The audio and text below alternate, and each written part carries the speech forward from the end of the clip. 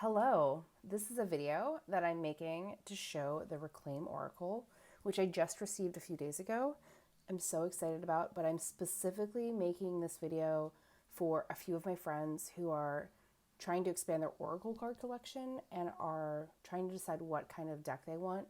I have a series that I'm putting out just walking through some of my decks, mostly to help my personal friends kind of window shop for decks with my personal opinions, but thought that other people would also enjoy a walkthrough. So, the Reclaim Oracle is by Little Darkness, and Marion Constantine is the creator. Let me just tell you, out of my humble but growing deck collection, which is almost around 30 decks, this is the most luxurious, lovely deck slash divination object that I have received. The whole experience, from the way it was wrapped to the box to the feeling of the cards, everything is so lovely about this deck, and the cards are exactly what I'm looking for. If you hear crickets, I am in the room with all of my lizards, and some of my lizards have not yet eaten their meals for the day, so apologies for that, but let's just say it adds to the vibe. This is the Reclaim Oracle. The card set is pretty hefty. There's 90 cards here. It has a guidebook. This is the third edition. Right now on the website, it's listed as the 2022 edition. So this box, it's a chunky box, but on the inside it has this quote from Sylvia Plath: "I took a deep breath and listened to the old brag of my heart. I am, I am, I am." Now, I don't remember how this was set up, if the guidebook was on top, or I think the guidebook came on top. So let's just talk about that really quickly. Great, cute internal art. I just love the whole theme with all of the stars on here. But the guidebook is really nice. Again, a luxurious experience for an incredibly affordable price, in my opinion. The guidebook at the beginning has an introduction. It has some recommended spreads. If you're not somebody who reads tarot cards, I think that Oracle decks are such a nice tool for anybody, regardless of your opinions on how the cards ultimately speak to you. Because some people, they say that it's their ancestors, their guides, their personal intuition. But you can also use these as just a psychology tool, a personal self-development tool, without having to have other thoughts or opinions about how, what ultimately could be going on in your practice or process of using cards. So I think this is a freaking lovely deck. I really can't sing its praises too much, and I haven't even dived in deeply yet. I guess part of my concern is that the 2022 edition is going out of stock. It's discounted for a couple bucks off, and that maybe the coloration will change, or maybe something will change about it. I am not normally somebody who would buy a backup deck, but I'm genuinely considering buying a backup deck of this because it's incredible, and as a backup I can gift it to somebody or just hang on to it. Because I do, like all of us, I do get that kind of fear about what if I start using this deck and I start messing it up or things like that. So I don't know. It's a beautiful, precious object. So the guidebook is actually a color guidebook, which is great because you can get to enjoy the art, and the pictures are very clear, which is great for reference. Each guide each entry for each card is not terribly in depth, but let's just talk about maybe fear, right? Fear is the absence of knowing and the mother of pain. It is half the root of our humanity. The other half is love. Great perspective. Fear is knowing that there's an end, but ignoring that after the end, there is another beginning. The only way out into the eye of the storm is where peace awaits. The way that you can deal with these cards intuitively, or if you want to use the creator's guidance, I think it's great. And it's not too prescriptive. It's introspective is the way I would describe it. So I really love this this guidebook. I think is high quality. It's pretty thick. I don't know. It doesn't have as many doesn't have numbered pages, but I just find it to be another way this experience is pretty incredible. Okay, so let's talk about the deck. Love the backs. Hands are one of my motifs that I really appreciate. I just can't say enough about how lovely the deck is. And it does the thing where it's reversible. It's imperceptible to see if there's a difference. I wouldn't be surprised if it's exactly the same made digital, but yeah, I like that because sometimes oracle cards, you know, you can do it more with oracle cards than it works for tarot for me, where you can have backs that are symmetrical from top to bottom. So, you know, so I think that's great. Okay, so these cards are still in alphabetical order because I haven't even shuffled them yet, because I just wanted to look through them and take each of them in without even starting to like use them yet. So I'll give an update on how using them in my practice goes, but let's talk about the cards. So the first card is Absence. At this point, I'm just going to do a little walkthrough, a little flip through for you. This one is Acceptance, which I love this card. This card, you know, Absence totally made sense. I got it. But when I saw Acceptance, I was like, oh boy. You know, no, I watched a number of walkthrough videos before making this purchase, and it's even more incredible in person, in my opinion. Anger. I love the humanoid creatures. You know, it's who's to say if they're human or not, but they definitely feel more open in their shapes and their forms. I just love that. Appreciation. This arrogance card was, it hit me.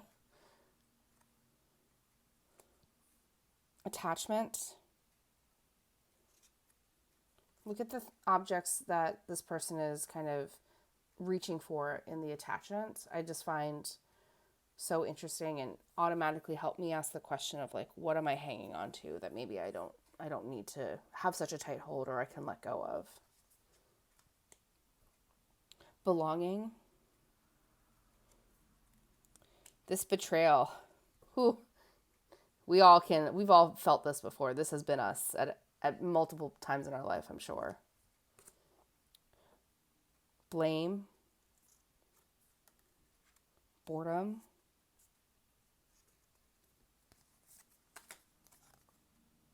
This change card. I love that change card. Closure. What I also like about these cards is like they're heavy, but they're whimsical. You know, this is a whimsical card for closure, while also capable of hitting you deep in the feels. Confidence. Confusion. Connection.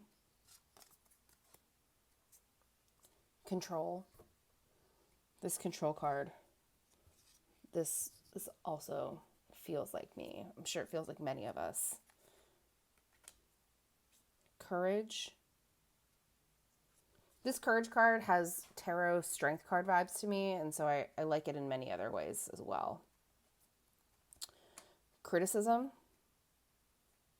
Let's just go back for a second. I just meant to mention that in this courage card, what it also just for me, my brain kind of looks like this is a hand reaching out, trying to extend forward, whether it's trying to pull you into the flames or the chaos, or whether it's making you an offer that maybe you want to consider. It's just, there's a lot of depth in these cards for their more minimalist, you know, depictions.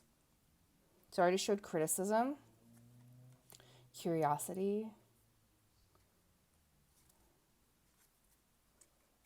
defeat,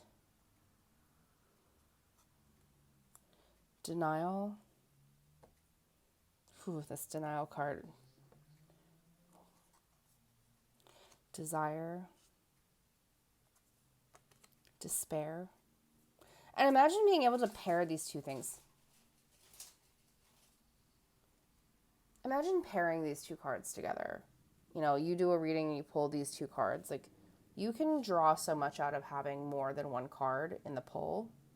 Or if you're using these to complement or provide clarity to a tarot reading or just something else that you're trying to do, there's so much here. Like the spaciousness of the art and the guidebook and just having the one word and like you being able to carry your own intuitive meanings into it or your personal baggage, whatever that looks like. I think the navigation of having that open space is so wonderful. This one's disappointment, disconnection, discouragement, disgust, this doubt card. Whew. I love how optimistic these cards are without being straight on too love and light, too fluffy, too non-confrontational of the shadow or of difficulties. I just love the kind of balance they provide while still offering some messages of optimism or moving forward. Envy, expression, fairness, faith, sphere card. And we see a lot of motifs that echo in this deck. We see spirals, we see plants, we obviously see the guts. Like, let me see, which one was it? It was disgust, I think it was. Yeah, the disgust card, right? Like we see the motif of guts. This was in an earlier card around belonging, I think, where it was almost like umbilical cord. So yeah, I just feel like you see the repeating motifs like add these other layers of meaning the more you get to know the deck. Forgiveness. Also, just a side note, I think my one reptile, my one lizard is finally eating those crickets. So if you hear scrambling at any point, that's because she's on the hunt. Freedom. Look at this freedom card. I don't even feel like I can properly articulate what I can't express like what these cards are really even conjuring up in me because there's so much. But just the fact that there's this shadow entity, whether it's like the self's shadow, whether it's the ghost of a loved one or a guiding force, just all of this, how it's tied to freedom, if it's the people that came before you, if you're interpreting freedom in you know, a way that thinks about like how you are the product of those who came before you. Like there's just so many ways to read this card. And I'm just really appreciative and excited about this deck. Frustration. Also, these beings are such cuties. That's the other thing that I like. You know, I think that there's a strong reading that people can make that this is very maybe divine feminine. Like there's a lot of, you know, images of traditionally femme clothes that we associate with like people who present as femme, but I think that there's a lot of openness. You know, I can't say for sure, but I do feel like there's some space for it, but you know, I don't mind that there's a lot of traditional femme type markers in this deck, in the beings that are there, but maybe that's not for everybody. That's okay. But I just feel like I appreciate the aesthetic, how cute these little creatures are.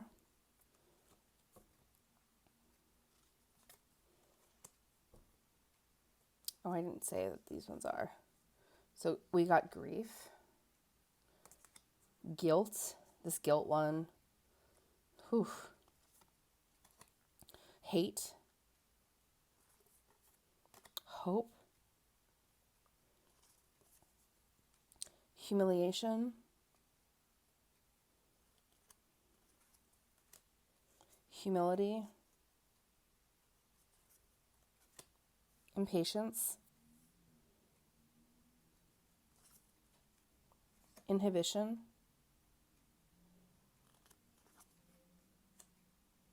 injustice, insecurity,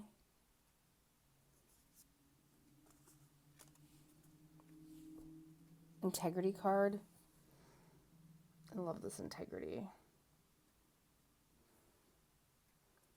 I also love that there's like these feelings of, right, like the horns on the beings don't have a clear association, right? Like this integrity card,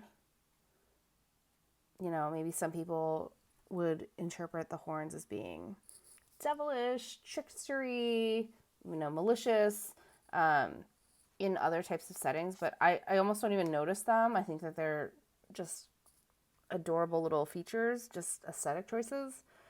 But here, especially in this jealousy card, like, I feel like this individual is more about like the self who would be seeing into this card.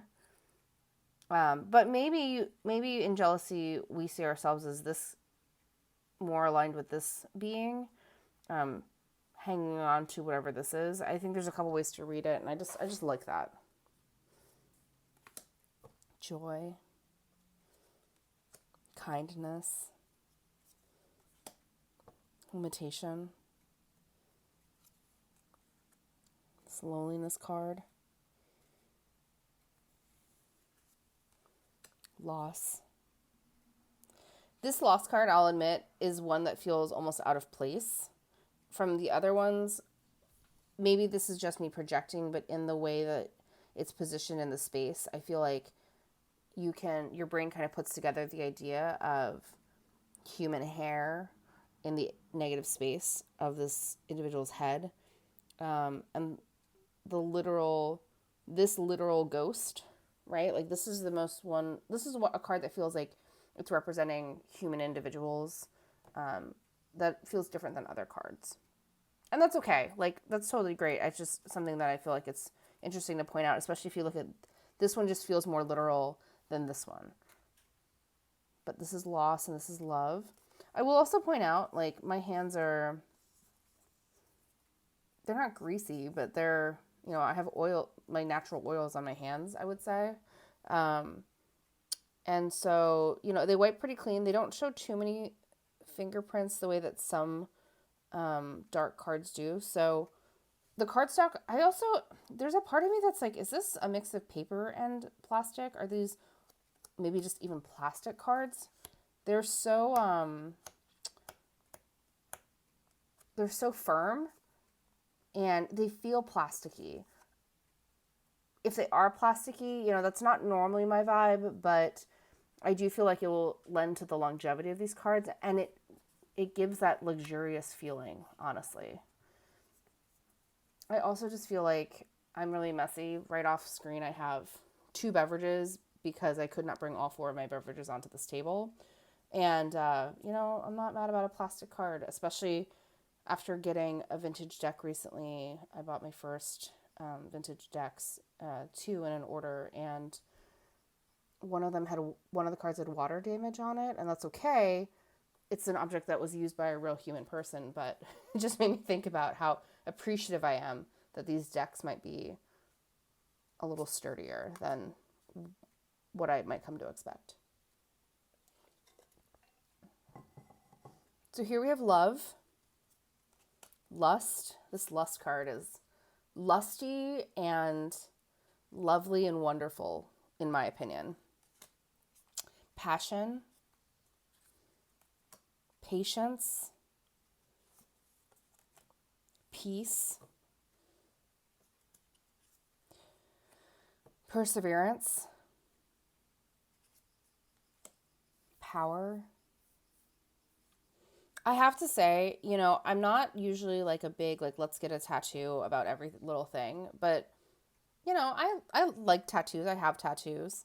Um, but there are cards in here, like integrity came to mind, where depending on how I go forward with this deck, if this deck becomes really important to me, like one thing I thought of immediately is how much I would love a tattoo of this creature from here. You know, this is the kind of thing, it's an indie deck. I would ask permission from the artist before making that choice. That's just my personal integrity, if you will. But yeah, like these are very great cards. They're, you know, they're Instagrammable if that's important to you. But just some of the objects or just the figures in this drawing, they're just very timeless. This is Presence. Oh, I wanted to point out, we're at Pride now, right? So M is usually like the halfway point-ish of the alphabet. So we went from from lust straight to passion. So this is the first half of the alphabet, and then we're at Pride. So, you know, it's pretty heavy on the front part of the alphabet, not in the second half of, you know, it's in English. So just, it's not a big deal. I just think it's interesting how sometimes these things, like where the divides come up. And we were at Pride. Wow, I just noticed, look at perseverance and powerlessness, right? I feel like when we go through this deck a little bit more, we're going to find more of these echoes. In the same way, like in tarot, the Lover's card and the Devil card can sometimes really be parallel images that are different. So yeah, just interesting. I'm just interested to see more.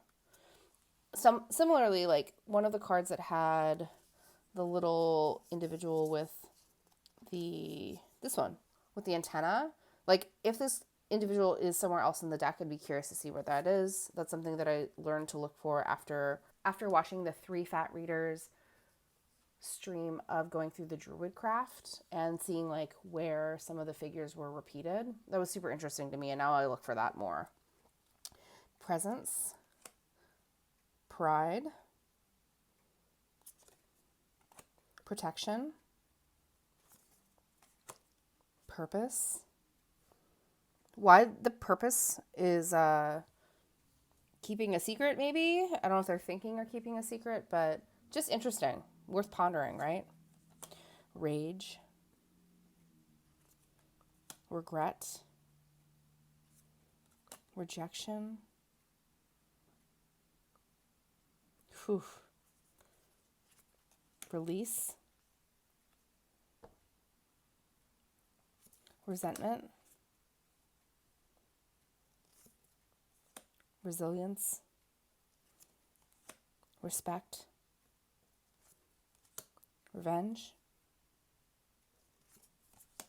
Sadness. Scarcity. This scarcity card is so good. So good. I also like about this deck that I feel like I'm often drawn to certain individuals. I think about them and I see myself in the cards. And this is a deck for me as the kind of person I am, as femme-leaning, I guess is the best way to put it.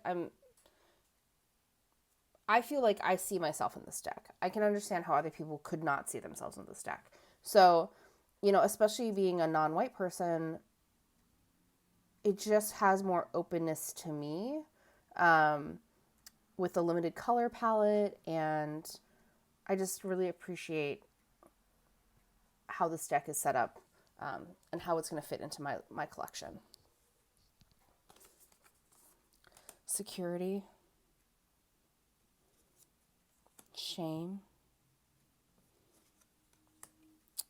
Wait, actually, I want to go back to security because I did find it's interesting, right? There's the 6-pointed star, and that's the only, maybe I'm wrong, but that's one of the few like motifs that we associate with other religious practices and things like that. So, an identity, and I think it's awesome. It's great. I just am curious, like, for that choice, because I think it could be interesting to understand that, or maybe if it's hearkening more to the connectedness of the shapes around, even though it forms a six-pointed star. I'm just curious. It's super interesting. Yeah. Sincerity, stability, stillness, strength. I think it's interesting that this character is almost standing on the back of animals. But maybe they're not standing. Maybe it's just, something that is related to how they're grounded or where they're connected in other ways. It's just interesting. Success. And these little guys that follow usually the main creature is super interesting, right? Because here it's like, sometimes they're playing almost like the adversaries. Sometimes they kind of feel like they're leading into, these are the feelings of imposter syndrome or feelings of doubt or worry. And sometimes they feel supportive. And so it's just really interesting to kind of notice the differences that they play in this deck. Again, another staircase motif. Support. Yeah, here's an instance where they seem like they're allies. Surrender. Trust. Unworthiness.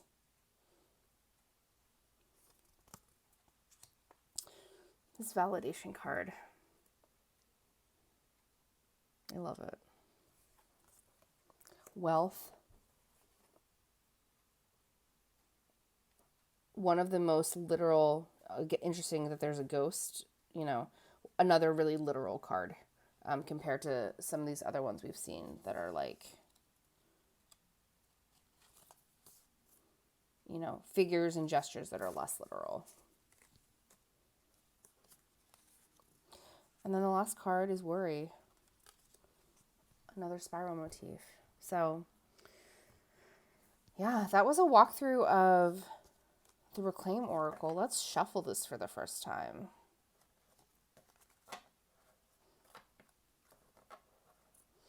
I'm probably going to put it back into alphabetical order to do more flip throughs for myself, but nice job. I am a riffle shuffler normally. I can shuffle in other ways, but let's just try a couple riffles. We'll try a couple side shuffles. I don't know if I can do a corner shuffle on such a large deck, but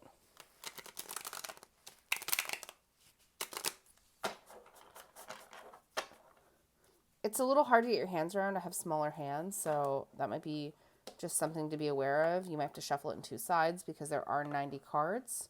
So, about 12 extra cards.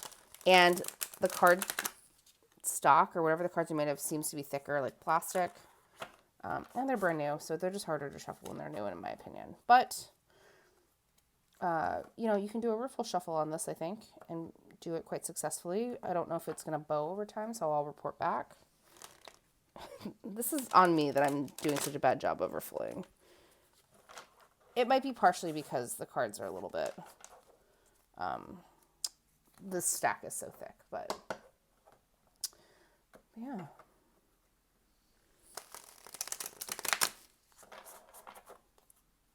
So, I shuffled about 4 times. I don't see any initial bowing, which is pretty impressive. A good indicator for now. Who knows what it'll be over time. I'm going to side shuffle. What am I doing here? Let me riffle one more time.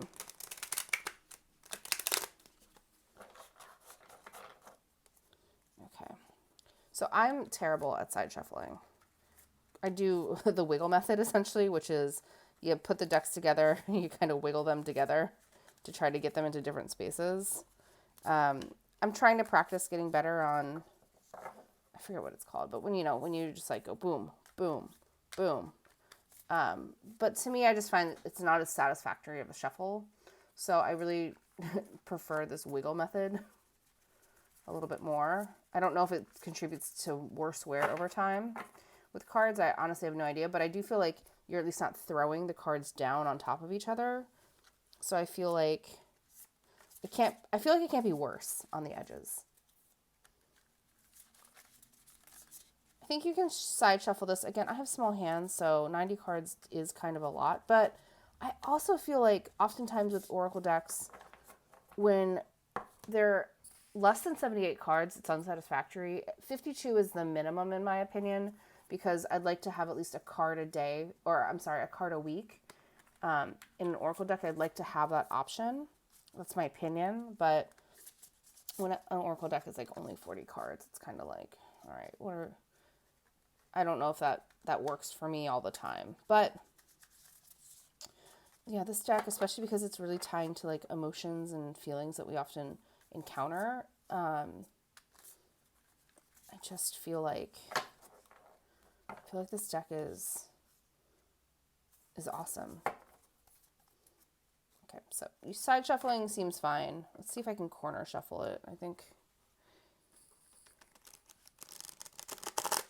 yeah, corner shuffling totally works. It's like, since you can riffle it, I feel like when you can riffle things, you can corner shuffle things. Corner shuffling for like a circular deck is my method. Again, because I'm a riffler.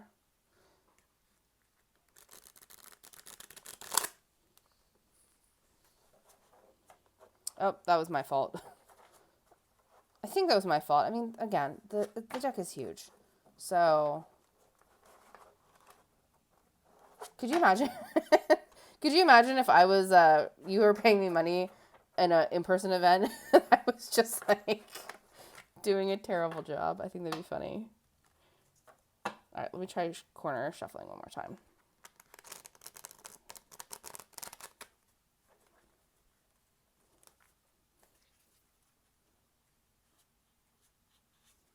Again, this might be because of the card stock or because it's new. They do feel like they have more friction against each other when I was like pushing in, but yeah, I don't know. I've seen people who have used this deck for a long time and the art looks, I don't see any chipping of the art. Like that would be a question that will be interesting to find out, is if this like printing chips, because it is so opaque. This opacity is nuts, especially in person. But yeah, that was the Reclaim Oracle. I haven't worked with it before, like deeply, but I highly, highly recommend it.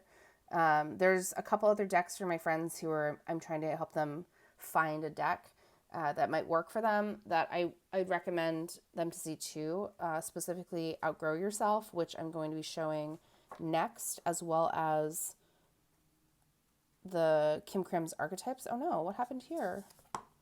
Interesting. Okay. So I think I can confirm this is not just plastic. It does feel plasticky coated. It's not that like rose petal. Oops, I just bumped the camera. But interesting. Okay.